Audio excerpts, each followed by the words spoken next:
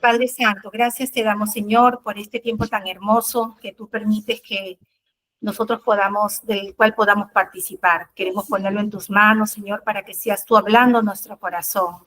Te rogamos en el nombre de Jesús que tú corras toda venda y toda oscuridad que pueda haber en nosotros para que tu palabra, Señor, sea sembrada y dé ese fruto al 100 por 1, Señor, en cada corazón.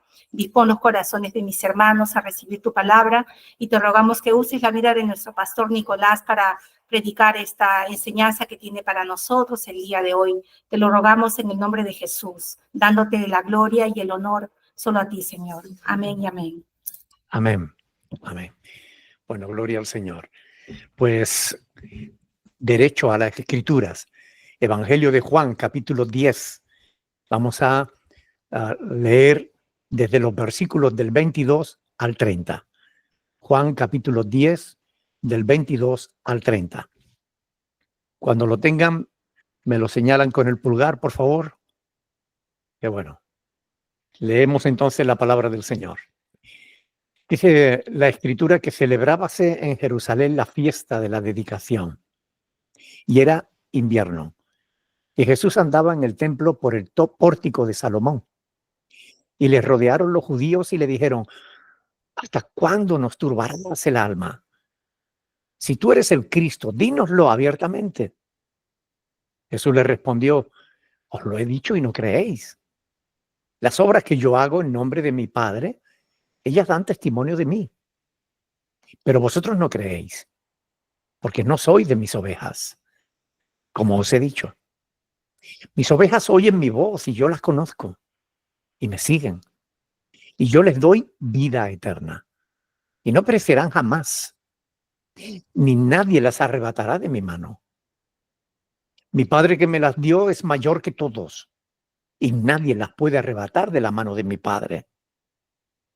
Yo y mi Padre, yo y el Padre, uno somos. Hasta ahí las Sagradas Escrituras. Un pasaje fantástico que tiene muchísima tela que cortar. Continuamos donde lo dejamos la última vez. Seguimos meditando justamente en la palabra del Señor, que Él nos instruye sobre la persona, la obra de nuestro Señor Jesucristo, sus enseñanzas. Las tenemos aquí en la palabra de Dios y es una enorme bendición que muchas veces no nos damos cuenta, pero es una enorme bendición contar con toda la Escritura Sagrada en un solo libro. O sea, es una bendición. Ya quisieran los apóstoles o los creyentes de aquel tiempo haber podido contar con toda la Escritura a su alcance. Nosotros la tenemos. Por eso hacemos bien en meditarla, porque el Señor la ha dejado escrita para nuestra enseñanza. Lo dice el apóstol Pablo en Romanos 15:4. Así que meditemos paso a paso, como me gusta ir, en toda la Escritura, despacio, con cada frase, con cada palabra, meditando bien en lo que leemos, para que de esa manera no nos perdamos nada de los tesoros que tenemos escondidos en la palabra del Señor. Dice, ahí celebrábase en Jerusalén la fiesta de la dedicación. Era invierno. La fiesta de la dedicación conmemoraba la purificación del templo bajo Judas Macabeo. En el año 165 a.C. se purificó el templo después de que Antíoco IV, Antíoco Epífanes, de la familia de los Seleucidas, lo profanase sacrificando un cerdo. Como saben ustedes, es un animal considerado impuro por los judíos. Y Antíoco Epífanes, para ofender al pueblo de Israel, para humillarlo, sacrificó un cerdo en el altar donde se sacrificaba al Señor. Y Judas Macabeo consiguió conquistar, o sea, una batalla enorme. Murieron muchísimos judíos, pero también muchísimos seleucidas, y consiguió reconquistar el templo y lo purificó, es decir, lo volvió a consagrar para la adoración a Dios. Y desde ese año, desde el 165 antes de Cristo, se venía celebrando esa fiesta llamada de la dedicación. Se celebraba a finales de diciembre. Es también la fiesta que actualmente se llama Hanukkah, es decir, la fiesta de las luces en Jerusalén. Y dice el versículo 23 algo muy interesante, dice que Jesús andaba en el templo por el pórtico de Salomón. Con respecto a esto, digo que es muy interesante este dato porque Jesús se hallaba en Jerusalén y en el templo, celebrando la fiesta de la dedicación. Bueno, ¿qué tiene esto de interesante? Pues muchísimo. Y lo voy a explicar. ¿Alguna vez alguien te ha criticado por celebrar una fiesta que no fuera bíblica? Es decir, por celebrar una fiesta que no estuviera ordenada por Dios. Por ejemplo, los cumpleaños, el día del papá o de la mamá, la Navidad, etcétera. Hay muchas personas que nos critican cuando celebramos alguna de esas fiestas. Por ejemplo, los mal llamados testigos de Jehová, los adventistas, e incluso algunos grupos cristianos con poco conocimiento, a veces llenan las redes las redes sociales de juicio y de condenación contra todo aquel que celebre una fiesta que no esté ordenada por Dios en las Sagradas Escrituras. Es decir, una fiesta que no sea bíblica. Ahora, ¿saben ustedes que esta fiesta de la dedicación no fue ordenada por Dios? Fue ordenada por Judas Macabeo. Es decir, fue ordenada por los hombres. Y a pesar de lo cual, Jesús la celebró. Allí está apoyándola con su presencia en la misma fiesta de la dedicación. Y pregunto yo, ¿pecó Jesús por celebrar una fiesta que no era bíblica? Desde luego que no. Aunque no estuviese ordenada por Dios, ellos creían que tenían motivo para celebrar esa fiesta. Habían conquistado otra vez su tierra, habían consagrado el templo para la adoración a Dios. Y ellos se sentían felices y contentos. Y celebraron una fiesta que se viene celebrando desde entonces, todos los años. ¿Qué tiene de malo? Absolutamente nada. Aunque no la ordenase el Señor, aunque no fuera una fiesta bíblica en el sentido de que Dios la estipulase. Como escribió el apóstol Pablo en Colosenses capítulo 2 del 16 al 17. Y este es un pasaje que todos deberían conocer. Vamos a ir a las Sagradas Escrituras y lo vamos a buscar. Colosenses capítulo 2, versículos 16 y 17.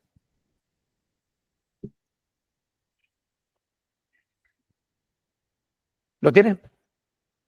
Dice la palabra del Señor, por tanto, nadie os juzgue en comida o en bebida en cuanto a día de fiesta, luna nueva o días de reposo, todo lo cual es sombra de lo que ha de venir. Pero el cuerpo es de Cristo. Es decir, si algo dice aquí el apóstol Pablo es que nadie debe juzgarnos por lo que comemos o por lo que bebemos, ni por las fiestas que celebremos.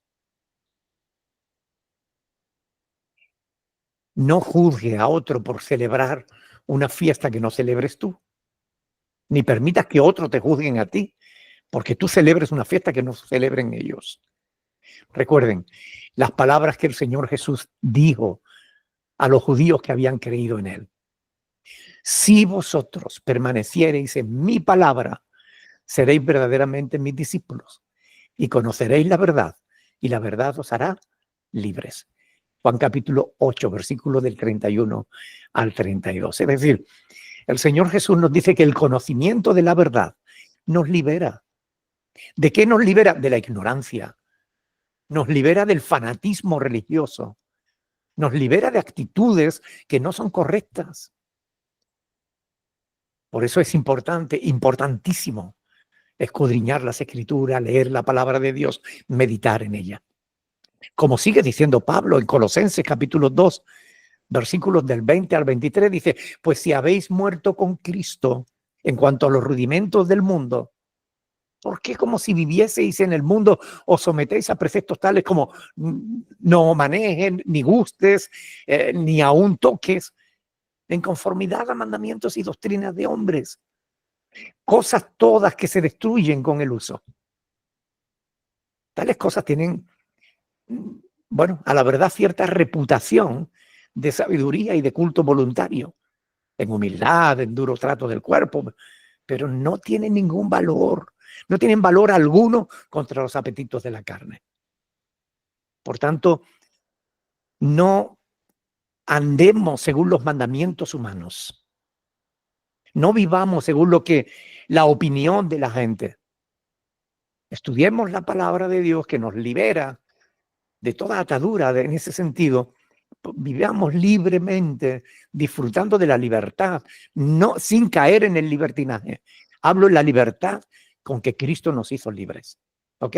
No se dejen, pues, esclavizar por mandamientos de hombre, aunque sean mandamientos religiosos. No se dejen manipular, porque nadie es más santo que Jesús. Y Jesús celebró fiestas que no eran bíblicas. Y no pasó nada. ¿Ok?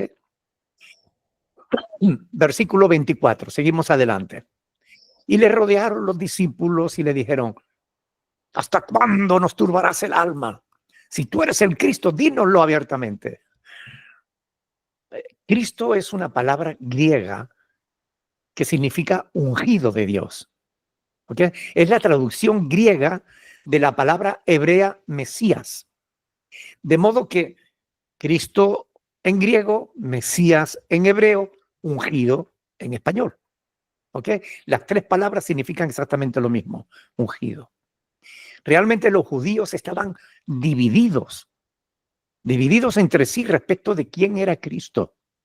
Unos estaban absolutamente convencidos de que Jesús era el Cristo, el ungido de Dios, el Mesías prometido.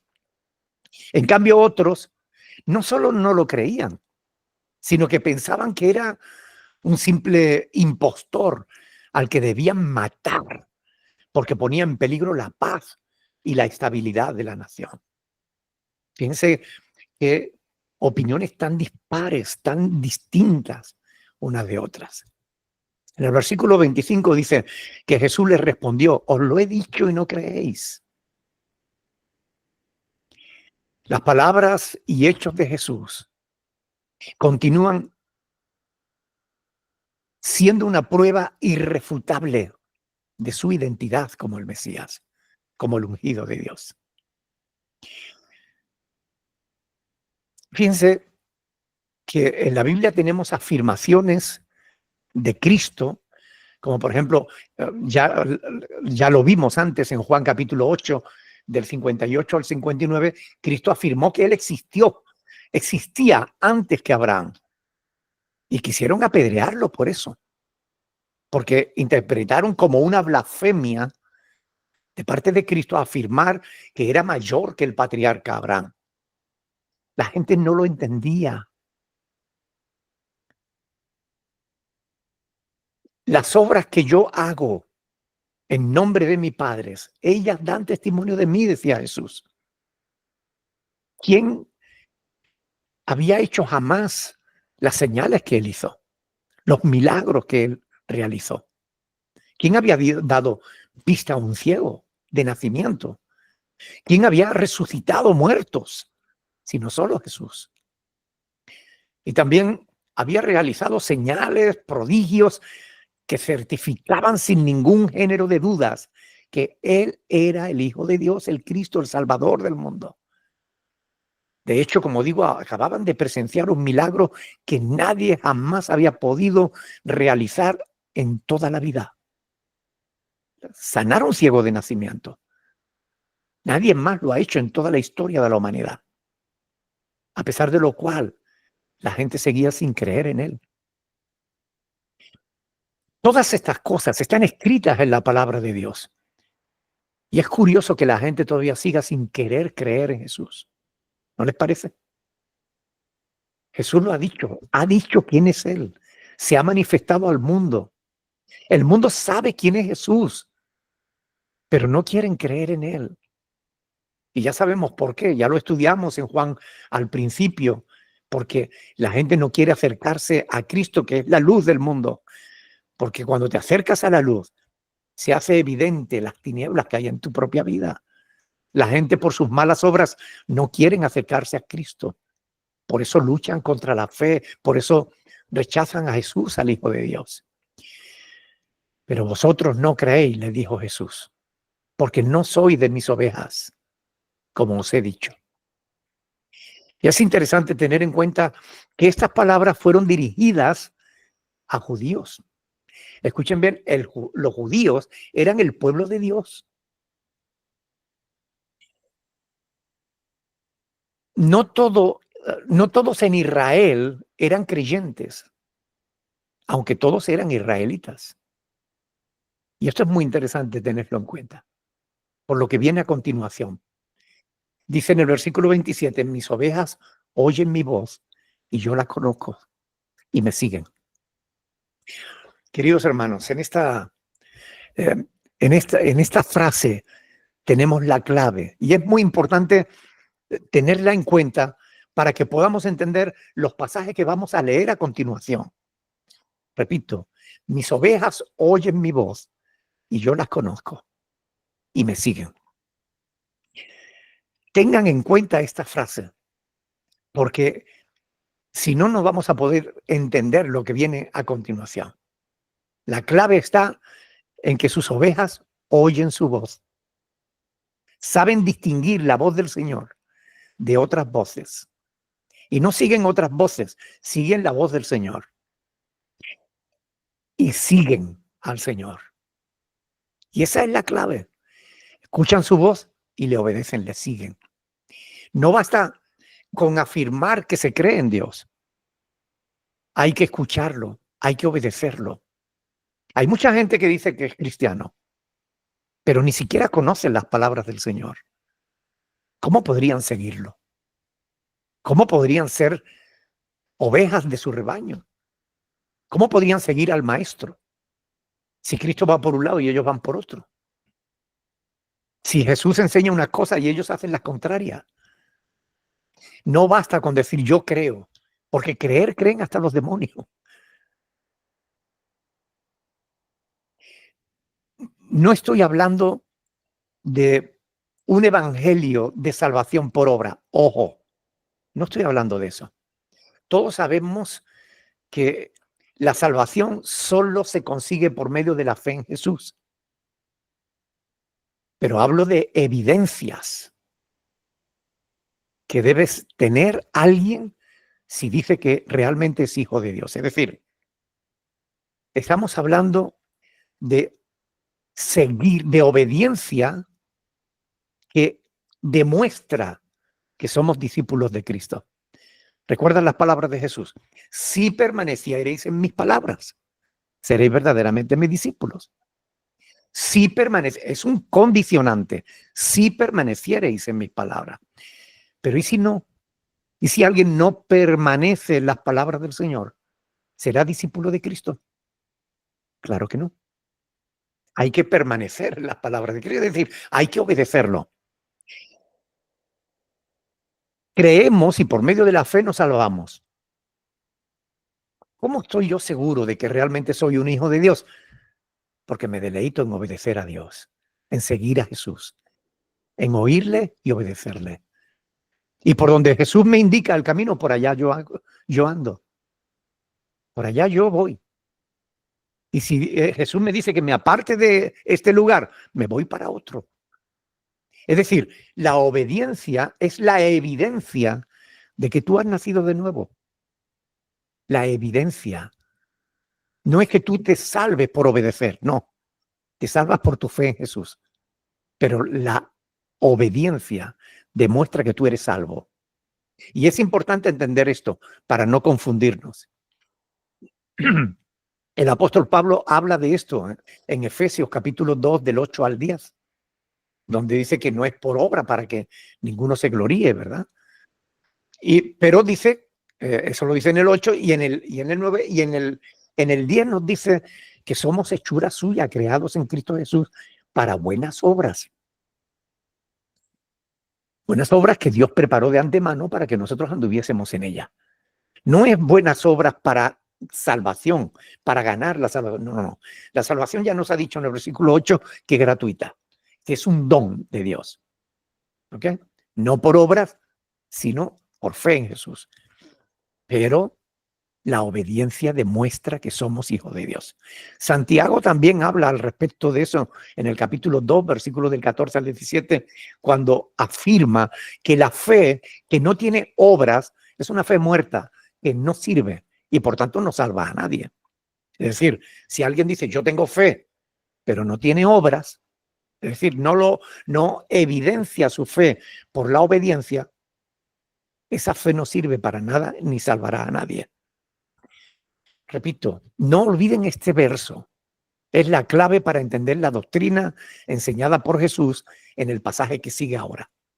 Versículo 28.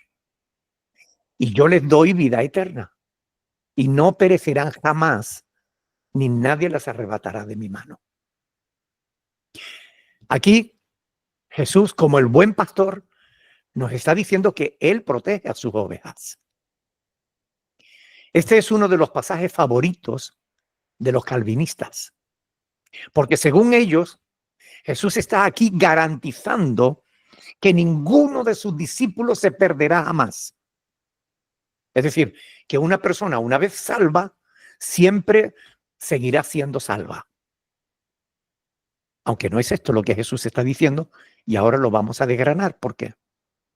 Los argumentos que presentan los defensores de esa falsa doctrina son muchos y variados, pero todos son fácilmente refutables para cualquiera que conozca las Escrituras, claro.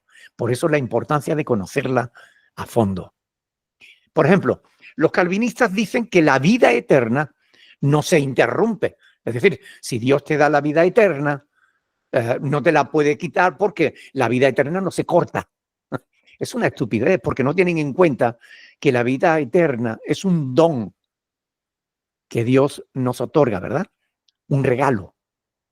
Y es un regalo que todavía no tenemos, porque en realidad la vida eterna es algo que esperamos. La tenemos por fe, pero si yo pierdo mi fe, dejo de tener la vida eterna, porque Dios no me va a conceder la vida eterna si yo me aparto de la fe, si yo apostato de la fe. Y esto es muy importante tenerlo en cuenta. Es decir, la vida eterna es un don que Dios nos da, un regalo. Y un regalo se puede dar y se puede quitar. El regalo Dios nos lo da, ¿por qué? Porque depositamos fe en Jesús. Si depositamos fe en Jesús, mientras nosotros estamos en fe en Jesús, mientras mantenemos nuestra fe en Cristo, estamos seguros, absolutamente seguros. Yo estoy seguro de que tengo vida eterna y estoy seguro de que no la voy a perder, porque no pienso abandonar la fe, porque no pienso apartarme del Señor, porque amo a mi Dios y quiero todos los días de mi vida estar más cerca de Él cada día. Por eso yo estoy seguro de que yo tengo vida eterna y no la voy a perder. Pero sabemos que hay personas que creen por un tiempo y después se apartan. Cuando un padre le da un regalo a un hijo, cuando un padre le da un juguete a un niño, si se porta mal no se lo quita. El juguete no deja de ser juguete. La vida eterna no deja de ser vida eterna, porque Cristo se la niegue a aquel que se aparte de la fe. Del mismo modo, como digo, la vida eterna seguirá siendo eterna, aunque Dios se la quite al que deja de creer. Porque la condición para obtenerla es la fe. Así que si alguien pierde la fe, perderá también la vida eterna. Se aferran a las palabras sin entenderlas realmente. Me refiero a los calvinistas. Hacen hincapié sobre las palabras, no perecerán jamás. Bueno, y es verdad, no perecerán jamás mientras que estén al cuidado de Dios, bajo el cuidado de Dios. Pero ahí no dice que una persona creyente no puede apartarse del cuidado de Dios. No tienen en cuenta que siempre será así mientras mantenga la fe, mientras mantenga pegados a Cristo. ¿Qué dijo Jesús? Dice, separados de mí, nada podéis hacer, ¿verdad? Y ese pasaje de Juan capítulo 15 es fantástico porque realmente ahí está el tema de la salvación y de la apostasía. Porque Jesús dice, mi padre es el labrador, ¿no? Dice, yo soy la vid verdadera y mi padre es el labrador. Y dice que nosotros somos como pámpanos, es decir, sarmientos, esas ramas que tiene la vid. La vid es una raíz y que suelta ramas, que sueltan hojas, que sueltan uvas. Bueno, y él habla de que los pámpanos, esas ramas que no llevan fruto, serán cortados y echados al fuego y arderán. Es decir, no está diciendo que no sean ramas, que no sean pámpanos. Los calvinistas dicen, si alguien se aparta es porque nunca creyó. Si alguien pierde la salvación es que nunca la tuvo. Pero no es eso lo que enseña la Escritura. Para estar unido a la vid, para ser un pámpano, tienes que haber nacido de la vid. Nadie es un pámpano que sale de la nada. Las ramas de la vid salen de la vid. Cuando una rama sale de la vid, es un pámpano. Ese pámpano puede dar frutos o no darlo. Es la única diferencia que Jesús está haciendo. Si da fruto, el Señor lo limpiará para que dé más fruto, porque en eso es glorificado mi Padre, dice el Señor Jesús, en que llevéis mucho fruto y seáis así mis discípulos. Pero si no da fruto, Jesús es claro, lo cortarán, lo echarán al fuego y arden. Y esa es una metáfora de lo que es el infierno, la condenación eterna, el estar excluido de la gloria de Dios. Y es muy importante tener en cuenta esto. Si alguien pierde la fe o la salvación, no será porque Dios le haya fallado. Será porque el creyente le falló a Dios al apartarse del Señor, al apostatar de su fe. ¿No dijo Jesús precisamente eso? Porque separado de mí nada podéis hacer. Si los calvinistas hacen énfasis en la frase, nadie las arrebatará de mi mano, nuevamente no tienen en cuenta que el Señor está hablando del cuidado y de la protección que Dios tiene de sus hijos, del cuidado y la protección que Dios tiene de aquellos que depositan su fe y su confianza en Él. El que habita a la sombra del Altísimo morará bajo la sombra del Omnipotente. El que habita a la sombra del Altísimo, el que busca la protección de Dios. Pero tú puedes buscar la protección de Dios y estar bajo la protección de Dios. Y Dios te va a proteger. Pero tú también puedes salirte de la protección de Dios. Porque cuando tú crees, la verdad es que tú no pierdes tu voluntad, tú sigues teniendo tu propia voluntad. Dios no te convierte en un autómata cuando tú crees en Cristo. Tú sigues teniendo libertad para permanecer en las enseñanzas del Señor o para apartarte incluso del Señor y apostatar de tu fe. Es verdad que nadie puede vencer a Dios. Por tanto, estamos seguros, pero solo en tanto que nos mantengamos en las manos del Señor. Pero en ningún lugar de la Escritura se dice que no podamos abandonar el cuidado de Dios. No muestra sobradamente la historia de Israel esta gran verdad. Es decir, ¿cuántas veces Israel venció a sus enemigos mientras estaban en buena relación con Dios? ¿Y cuántas veces fueron derrotados y murieron miles de ellos cuando se salían del cuidado amoroso de Dios? Es decir, cuando el pueblo de Israel le daba la espalda a Dios, pagaban duramente las consecuencias. Cuando Israel actuaba con incredulidad y rebeldía, cuando no se sometían a la voluntad de Dios, sino que se alejaban de Él, ¿no los abandonaba Dios al fruto de sus propias decisiones? Sí hará con todos aquellos que se apartan de la fe. De ahí la necesidad imperante de que nos aferremos a la fe, de que alimentemos cada día nuestra fe con la oración, con el estudio de la palabra, alabando a Dios, manteniéndonos cerca del Señor, porque solo así nos garantizamos que no nos vamos a separar de Él. ¿Dónde dice la Biblia que el creyente no puede dejar de creer o que no puede alejarse de Dios? ¿Dónde dice eso la Biblia? No lo dice en ningún sitio. Además, esa doctrina que tanto gusta a los calvinistas no solo es falsa, sino que niega otra doctrina fundamental, que es la doctrina de la apostasía.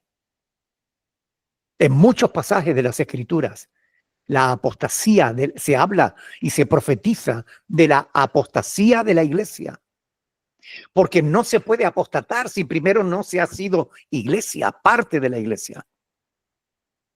La parábola del sembrador establece con claridad que es posible que alguien crea por algún tiempo. Lucas capítulo 8, versículo 13. Lo vimos en los devocionales. Es posible que alguien crea por un tiempo y después deje de creer.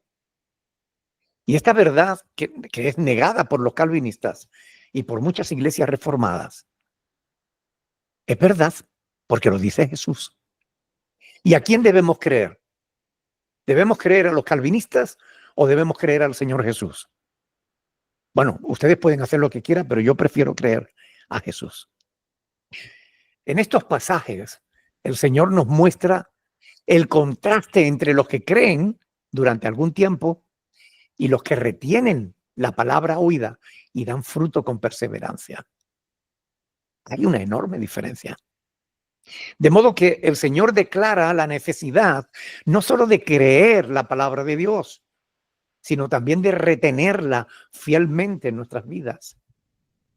Por eso el Señor dice, de cierto digo, el que guarda mi palabra nunca verá muerte. Juan capítulo 8, 51, lo estuvimos viendo también. El que guarda mi palabra nunca verá muerte. Pero habla de la muerte espiritual, es decir, de la condenación eterna. Pero ¿y si no guarda la palabra? ¿Y si el creyente se enfría? Se va apartando poco a poco, como le pasó a Judas, hasta llegar a un momento en que permite que el diablo entre en su corazón y lo aleje y traicione al Señor. ¿Verá muerte o no? Sí que la verá. Créanme que sí. Cabría preguntarse qué pasa con el creyente que termina por no guardar la palabra. Eso sí van a ver muerte eterna. El ser excluidos de la gloria de Dios. En 1 Corintios, y quiero que vengan a ver este pasaje porque es muy interesante. 1 Corintios capítulo 15, versículo 1 y 2. 1 Corintios capítulo 15, versículos del 1 al 2. Dice, además os declaro, hermanos, el evangelio que os he predicado, el cual también recibisteis, en el cual también perseveráis. ¿Veis? Hay que recibir el evangelio y hay que perseverar en él. Dice, por el cual, asimismo, si, aquí hay otro condicionante, si retenéis la palabra que os he predicado, sois salvos. Si no, ¿qué dice ahí? Creísteis en vano. Escuchen bien, esta epístola, esta carta, se la escribió Pablo no a incrédulos, sino a cristianos. A los cristianos que habitaban en la ciudad de Corinto. Esta es la primera carta que Pablo les escribe y les dice esto. Por el cual, hablando del evangelio, por el cual, asimismo, si retenéis la palabra que os he predicado, sois salvos. Si no, creísteis en vano. La palabra no puede ser más clara. A eso se le llama apostatar. Cuando uno deja de perseverar en la palabra de Dios y acaba apartándose de la fe. Los calvinistas afirman que los que apostatan es que nunca creyeron. Pero la palabra de Dios nos está diciendo lo contrario. Aquí se nos está diciendo que se puede creer y dejar de creer. En Colosenses capítulo 1, versículo del 21 al 23, Pablo establece esa misma condición. Cuando dice, si en verdad permanecéis fundados, firmes en la fe, sin moveros de la esperanza del evangelio que habéis oído, el cual se predica en toda la creación que está debajo del cielo, el cual yo, Pablo, fui hecho ministro. Es decir, la salvación la tenemos si en verdad permanecemos fundados y firmes en la fe y sin movernos de la esperanza del evangelio. Bueno, yo llevo muchísimos años ministrando al Señor. Y a lo largo de todas estas décadas, yo he visto personas convertirse, nacer de nuevo, cambiar drásticamente sus vidas. He visto la mano de Dios obrando en ellos. He visto cómo Dios los ha usado incluso para predicar el evangelio. Y los he visto cómo se han ido enfriando, cómo se han ido alejando de la fe. Los he visto apartarse del Señor. He visto pastores que han apostatado hasta el extremo de blasfemar contra el Señor, de pisotear el nombre de nuestro Señor Jesucristo.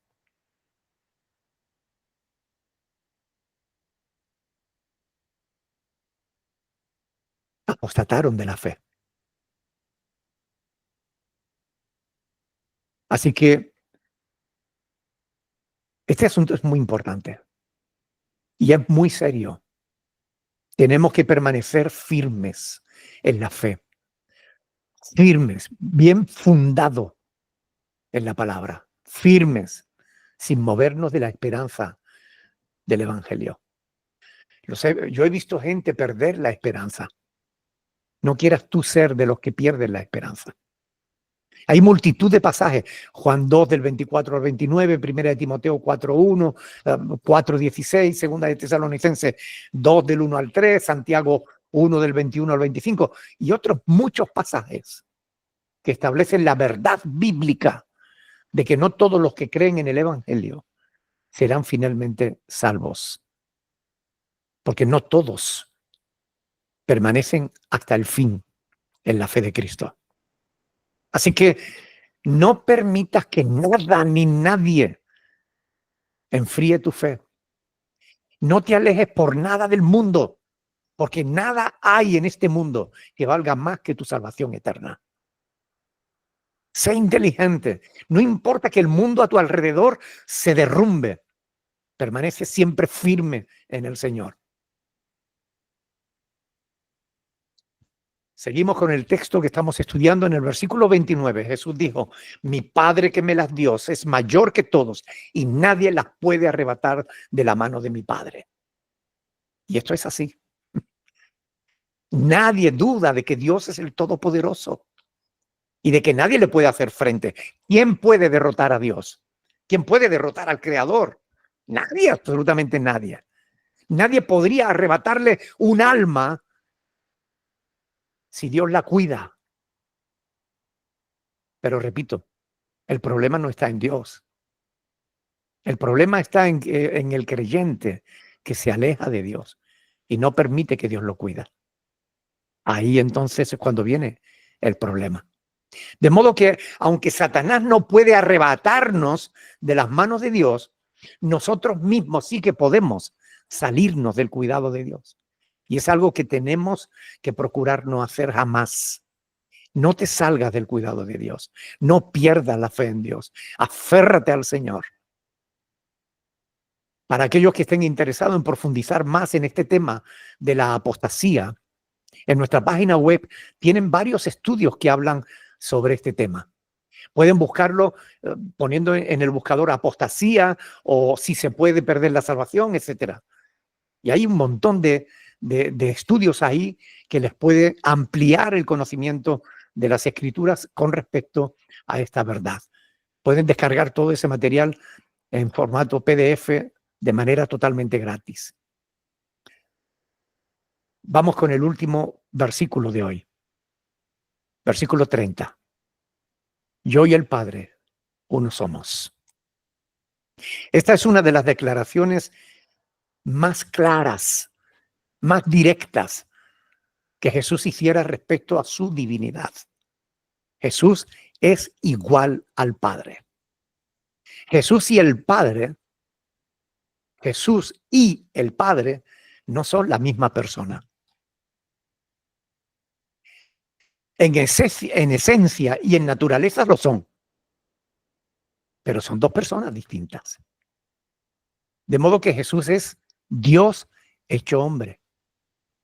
Pero no se trata, como pretenden algunas sectas anticristianas, que fuesen uno solo en el modo de pensar o de proceder o en ofrecer cuidado y protección a las ovejas, que también son uno en eso, pero no se trata de eso.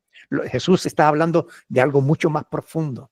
Está afirmando sin ningún género de dudas que Él y el Padre son uno en esencia, en naturaleza. Yo he explicado esto 1000 veces diciendo que, bueno, la humanidad sabemos que es una, no hay muchas humanidades, hay una humanidad y todos nosotros formamos parte de la humanidad. Todos participamos de la misma naturaleza. Tenemos cuerpo, tenemos alma, mente, tenemos espíritu. Tenemos la misma naturaleza. Tenemos las mismas capacidades. Podemos pensar, sentir, podemos decidir, tenemos voluntad. La divinidad es una, pero dentro de la divinidad coexisten tres personas que son diferentes, aunque forman una sola unidad, un solo Dios. No son tres dioses, es un solo Dios. Pero hay diversidad en la divinidad. Fíjense que los judíos lo entendieron perfectamente. Entendieron que Jesús, estaba haciéndose igual a Dios. Por eso para ellos eso era una blasfemia, que un hombre se pusiera al mismo nivel de Dios. Para los judíos era una blasfemia. Y cuando lleguemos la próxima vez a partir del versículo 31, vamos a ver cómo esto es así. Ellos lo entendieron perfectamente. Ahora, es importante desmentir la falsa doctrina unicitaria de que Cristo es el Padre y Cristo es el Espíritu Santo y que no exista la Trinidad. No, mire, la palabra Trinidad no existe en la Biblia. Pero la Trinidad sí existe en la Biblia. Ustedes pueden entrar en la página web y ahí tienen un estudio sobre la diversidad en la divinidad. Y tienen un montón de textos bíblicos que le van a decir, el Padre es eterno, el Hijo es eterno, el Espíritu Santo es eterno. El Padre es todopoderoso, el Hijo es todopoderoso, el Espíritu Santo es todopoderoso. El Padre es, bueno, todo lo que el Padre es, lo es el Hijo y el Espíritu Santo también. Y tienen multitud de textos ahí que pueden ver cómo la palabra de Dios nos muestra que son personas distintas, pero que participan de la misma naturaleza divina. Dios es uno, pero dentro de la divinidad hay tres personas claramente diferenciadas. Cuando Jesús dice, yo y el Padre, no está diciendo yo y yo. No, yo y el Padre son dos. Los grupos que no creen en la diversidad dentro de la divinidad son sectas que enseñan un evangelio diferente del que tenemos en las Sagradas Escrituras. Y por tanto, conforme a las enseñanzas del apóstol Pablo en Gálatas capítulo 1, versículos del 8 al 11, son anatemas. Es decir, están bajo maldición, porque están predicando un evangelio distinto, diferente. El término somos, yo y el Padre, uno somos, es plural. Es la palabra griega es mem. Somos, es plural. no admite interpretación unicitaria. Yo y el Padre, uno somos. Como pueden comprobar, el estudio minucioso de las Escrituras es lo que nos capacita para conocer y entender la verdad que está revelada en ellas. De ahí la importancia de estos estudios. Yo quiero animaros a que cada día lean las Escrituras, aunque sea un texto bíblico. Sé que a muchos no les gusta la lectura. A mí tampoco me gustaba antes de convertirme. Fue después de convertirme que me entró un hambre de conocimiento. Yo me daba golpes con la gente, me daba golpes con los toldos de las tiendas porque iba por todos lados leyendo la Biblia. Me pasaba de parada de autobús porque iba distraído en la lectura de la palabra de Dios. Me entró tal hambre y después, una vez que conocí bien la palabra de Dios, quise investigar más. He leído muchísimos libros, pero como este ninguno. La Sagrada Escritura, hermanos. Es necesario que la conozcamos porque es el manual del que nos fabricó. Es el manual que tenemos. Y si queremos aprovechar nuestra vida, debemos conocerla. Un día un joven me dijo, le estaba predicando el evangelio, me dijo, bueno, pastor, yo primero voy a vivir la vida y ya cuando sea viejo, ya yo quiero aprovechar la juventud, yo quiero aprovechar mi vida y ya cuando sea viejo entonces pensaré en Dios. Y yo le dije, ¿quién te ha dicho a ti que tú vas a llegar a viejo? ¿Sabes siquiera si vas a vivir un minuto más? Es más, yo te puedo asegurar por experiencia que no podrás disfrutar de tu vida hasta que de verdad la entregues por completo a Cristo. Ahí será cuando de verdad empezarás a aprovechar tu vida. Ahora la estás malgastando lejos de Dios. El único lamento que yo he oído en labios de los cristianos es, ojalá lo hubiera conocido antes. Es el único lamento que escucho en los cristianos. Ojalá hubiera conocido al Señor antes. Yo sé que, como digo, que a muchos que no les gusta la Escritura, pero créanme cuando les digo que es necesario conocerla y nos conviene muchísimo a fin de no vivir engañados por aquellos que tampoco les gusta estudiar en profundidad y se conforman con lo que encuentran en la superficie de la Escritura. Mire, hay pastores que no les gusta estudiar y predican yo predico lo que Dios pone en mi corazón. No, dice, lo que el Espíritu pone en mi corazón. Y yo les pregunto, ¿y qué espíritu? ¿Te aseguro que es el Espíritu de Dios? Pues si fuera el Espíritu de Dios, te llevaría a las Escrituras. Porque Dios no se contradice. Así que, queridos hermanos, pidámosle a Dios que nos ayude a disfrutar de la palabra de Dios. Yo les puedo garantizar que hoy por hoy a mí me apasiona estudiar la Biblia. Disfruto como un cochino en un charco, como un crío con un juguete en las manos.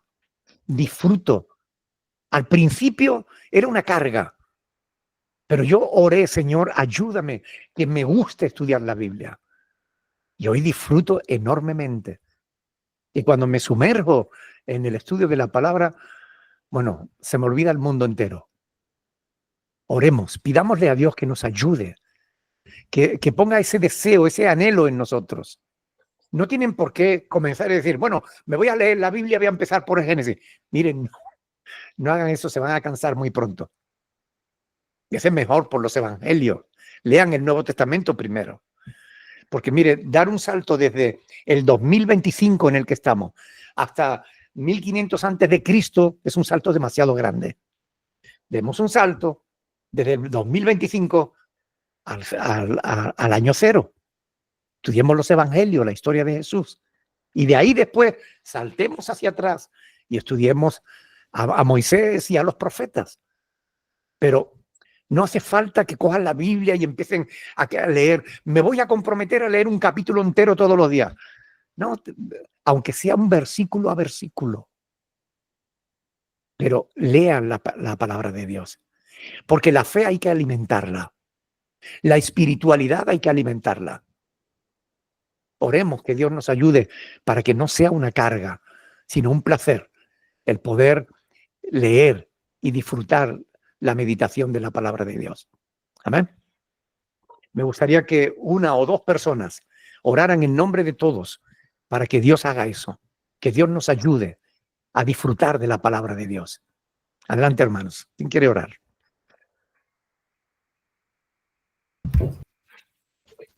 Amado Dios, en el nombre de Cristo Jesús, te damos gracias por tu palabra predicada en esta hora, Señor, y te rogamos, Señor, que nos des este anhelo de estudiar tu palabra, de profundizar en ella, Señor. Así como dijo el profeta que ha vuelto miel en nuestra boca, Señor. Queremos disfrutar de estudiar tu palabra porque tu palabra tiene vida, tu palabra nos da a conocerte a ti, Señor. Tu palabra guarda nuestro pensamiento en nuestro corazón, Señor. Nos instruye, nos guía, nos ayuda, nos sostiene, nos levanta, nos exhorta, nos confronta también, Señor. Ayúdanos, Padre amado, en el nombre de Cristo Jesús. Amén. Amén. Sí, agradecerte también, Señor, para que tú nos ayudes, Señor, a seguir perseverando en tu palabra, mi Dios. Que no nos apartemos nunca, Señor, de tu camino. Ayúdanos, por favor, quita toda autosuficiencia, todo orgullo, toda soberbia, toda independencia, mi Dios, de nuestros corazones, toda necedad, te lo rogamos en el nombre de Jesús, para la gloria de tu nombre, Señor. Queremos ser de esas ovejas que escuchan tu voz y te siguen, Señor. Amén. Gracias por el mensaje hermoso que nos has dado el día de hoy, que lo llevamos en nuestro corazón, y ayúdanos, Señor, a reflexionar en cada palabra que hoy se ha predicado. Te lo rogamos en el nombre de Jesús. Amén. Sí, Señor. Ayúdanos a prepararnos en el conocimiento de tu palabra para que podamos ayudar también a aquellos que están engañados en grupos religiosos que no les enseñan la verdad. Ayúdanos, Señor, a conocer bien tu palabra para que podamos dar razón de la fe y de la esperanza que hay en nuestras vidas. Te lo pedimos en el nombre de Jesús. Amén. Amén.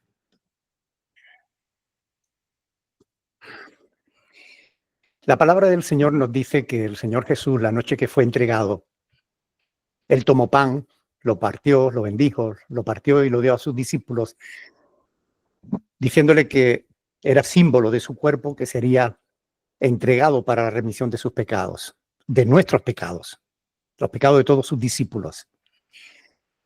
Y después de haber cenado, pues hizo lo mismo con la copa, ¿verdad? La instituyó como símbolo de su sangre que sería derramada para la remisión de nuestros pecados. Y él dijo, haced esto en memoria de mí. De modo que nosotros participamos del pan y del vino como símbolos y recordatorios de que Jesús entregó su vida por nosotros. Y fue gracias a ese sacrificio que nosotros podemos tener paz con Dios.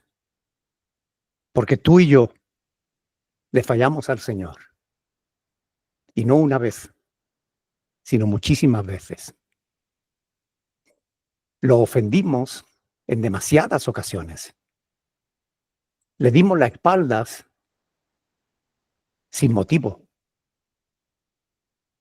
Actuamos mal. Y le hicimos daño a otras personas. Éramos malas personas, esta es la verdad. Aunque siempre tenemos más alto concepto de nosotros mismos que el que debemos tener, la verdad es que cuando estábamos lejos de Dios, sin esperanza y sin Dios en el mundo, no éramos buenas personas. Yo creía que era una buena persona. Mis papás desde pequeños me dijeron, mira, ya hay mucha gente que hace el mal. Tú observa el mundo a tu alrededor y procura imitar lo bueno, no lo malo. Y yo hacía eso. Creía que hacía eso. Trataba de hacer el bien. Trataba de portarme bien, de ser una buena persona. Trataba de ayudar a la gente en la medida de mis posibilidades. De modo que cuando crecí, lo hice pensando que era una buena persona. Y estaba convencido de ello. No robaba, no mataba, no no me drogaba, no me emborrachaba. ¿Saben? Para mí fue toda una sorpresa cuando me predicaron a Cristo. Cuando yo me vi cara a cara delante de Jesús, ahí fue que yo pude ver y entender la medida de quién era yo. Yo no era una buena persona. Era ególatra, egoísta.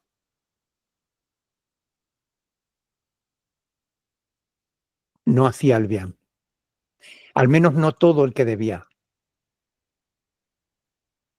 Y para mí fue un alivio enorme saber que Dios estaba dispuesto a perdonarme todas mis ofensas, todo lo malo que yo había hecho. Cuando me predicaron el Evangelio, me dieron la oportunidad de comenzar una vida nueva, una nueva historia. Y yo dije, sí, yo quiero eso. Y desde entonces estoy tratando de escribir una historia mejor cada día. Desde entonces estoy procurando, en la medida de mis posibilidades, tratar de ser mejor persona, mejor esposo, mejor padre, mejor abuelo, mejor cristiano, mejor hijo de Dios, mejor vecino.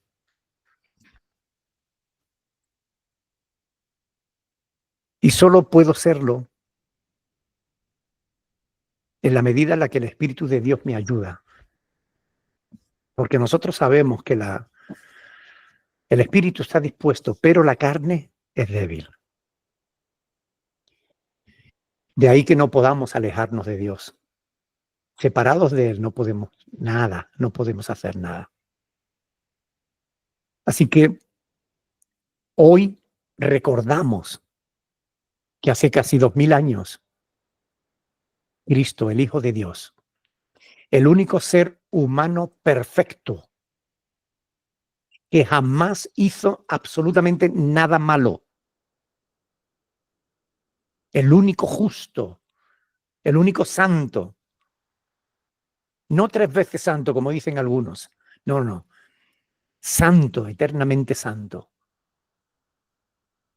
el único que no hizo mal a nadie jamás en toda su vida. Él entregó su vida por nosotros, por mí, por ti, para que nuestros pecados nos fueran perdonados. No lo merecíamos. Yo no sé tú, pero yo reconozco que yo no lo merecía. Pero dice el apóstol Pablo en Romanos 5:8 que Dios muestra su amor para con nosotros en que siendo pecadores, aún siendo pecadores, Cristo murió por nosotros. Y eso es lo que nosotros conmemoramos. Lo hacemos una vez al mes porque si lo hiciéramos todos los domingos, todas las semanas, llegaría un momento en que perdería el verdadero sentido que tiene. Lo convertiríamos en un rito más. Si lo hacemos una vez al año, como hay algunos grupos, lo convertiríamos en algo místico, religioso, y no. Lo hacemos una vez al mes para que cada vez que la celebramos podamos rememorar el sacrificio de Cristo, lo que a Cristo le costó conseguir nuestra salvación. Porque a nosotros no nos cuesta nada. A nosotros no nos cuesta nada creer en Jesús. Pero Jesús tuvo que dar su vida para que nosotros pudiéramos ser salvos, para que pudiésemos ser reconciliados con el Padre, a quien tanto habíamos ofendido. Así que ahora es el momento de recordar, como dice el apóstol Pablo en 1 Corintios 11, lo que Jesús dijo: haced esto en memoria de mí. Y nosotros celebramos esta Santa Cena, la celebraremos hasta que Cristo venga. Por tanto, es necesario que sepamos en qué consiste la Santa Cena. Consiste en eso, en reconocer que Cristo dio su vida por nosotros. Si tú crees eso, debes participar de la Santa Cena, del pan y del vino. Si lo crees, estarás, al participar de la comunión de la Santa Cena, estarás diciendo, transmitiendo un mensaje de que tú tienes comunión con Dios. Por eso le llamamos comunión, porque es el recordatorio de que desde que Cristo dio su vida por nosotros, tenemos comunión, tenemos paz para con Dios. El apóstol Pablo dice en Romanos 5:1, justificados pues por la fe, tenemos paz para con Dios por medio de nuestro Señor Jesucristo. Así que estamos celebrando que tenemos comunión con Dios, pero también estamos declarando que tenemos comunión con los hermanos. Tenemos comunión unos con otros. Así que si hay algo en tu vida que no esté en orden, es importante que ahora nos tomemos un minutito para orar y pedirle perdón a Dios. Porque el apóstol Pablo nos advierte sobre la imprudencia de tomar la Santa Cena indignamente. Es decir, sin entender, sin discernir el cuerpo y la sangre del Señor. Es decir, debemos ser conscientes de lo que estamos haciendo. Es un rito que Cristo instituyó y que nosotros repetimos, pero es un rito lleno de sentido y de significado que debemos comprender. Por tanto, oremos al Señor. Tomémonos un tiempo para reflexionar. Y ahí donde estás, pídele a Dios, Señor, que tu Espíritu Santo, que escudriña aún lo profundo de ti, escudriñe lo profundo de nuestro corazón y nos muestre si hay algún pecado escondido en nuestra vida, algo por lo que aún no te hayamos pedido perdón. Tráelo a nuestra mente para que podamos arrepentirnos, para que podamos pedirte perdón y podamos estar en paz contigo. Que podamos sentarnos a tu mesa sin estorbo. Ora al Señor ahí donde estás.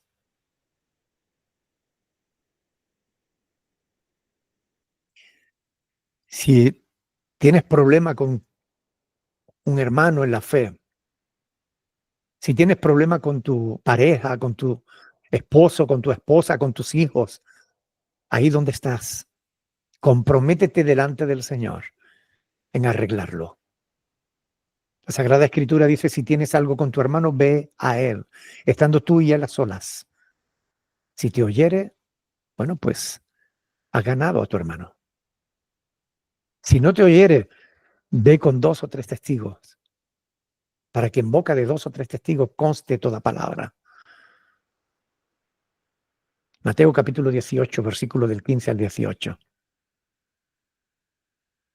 Propón en tu corazón arreglar tus problemas con los demás, para que tu comunión con tu semejante sea igual que tu comunión con Dios.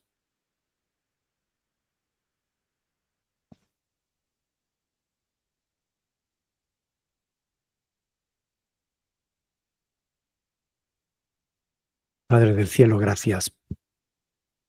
Gracias por el sacrificio de Cristo, por el perdón de nuestros pecados. Gracias, Señor, en el nombre de Jesús. Así que, hermanos,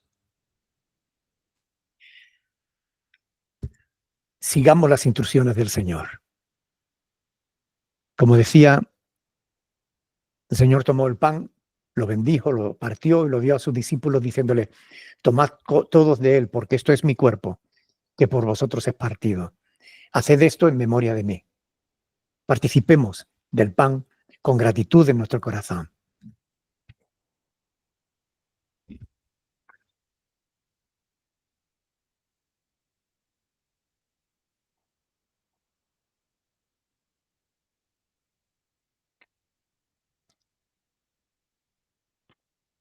Bendito Dios.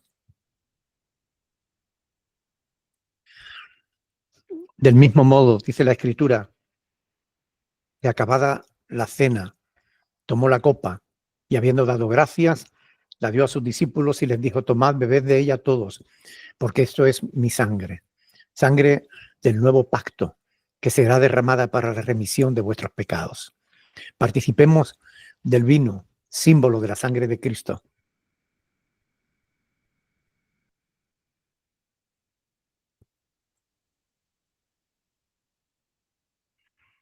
Bendito Dios. Si alguien está agradecido a Dios por el perdón de sus pecados, ahora puede orar. Brevemente, para que sean 2 o 3 los que den gracias al Señor. Padre, yo en este momento te doy gracias por aquel sacrificio que diste tu Hijo por nosotros en la cruz del Calvario. Gracias. Gracias, Señor Jesús, por ese sacrificio inmerecido, que solo lo hiciste por amor, Señor. Gracias te doy. Amén. Amén.